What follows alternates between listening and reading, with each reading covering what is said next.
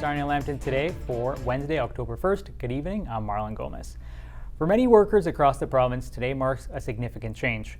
As of today, October 1st, Ontario's minimum wage has officially increased from $17.20 an hour to $17.60 an hour.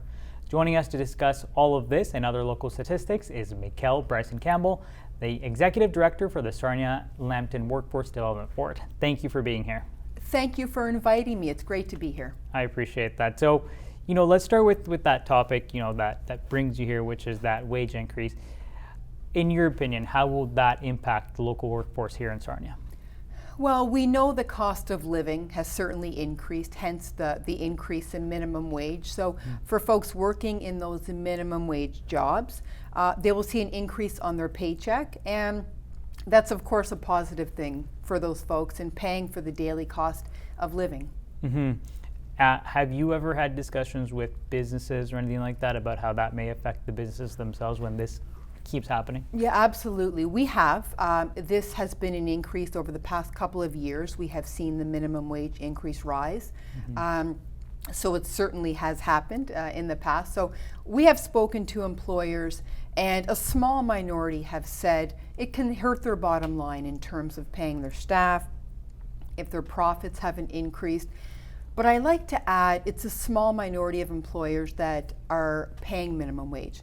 The majority of positions here in Sarnia Lambton, fortunately, are already paying above minimum wage.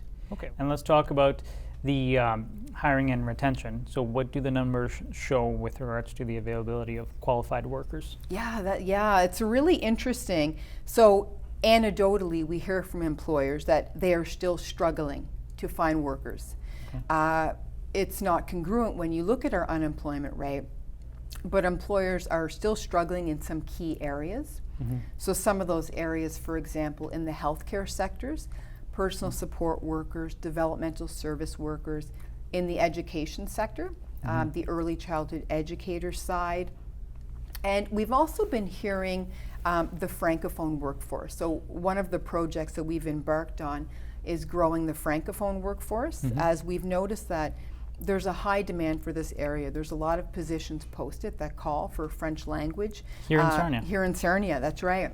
Oh. So just to backtrack, we were designated a French language community in November 2024.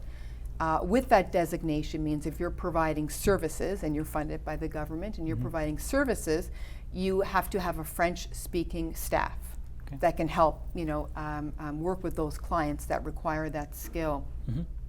So we are seeing more organizations looking for this in candidates, but still struggling to meet that demand. So certainly a need for French-speaking candidates, bilingual candidates here in the area.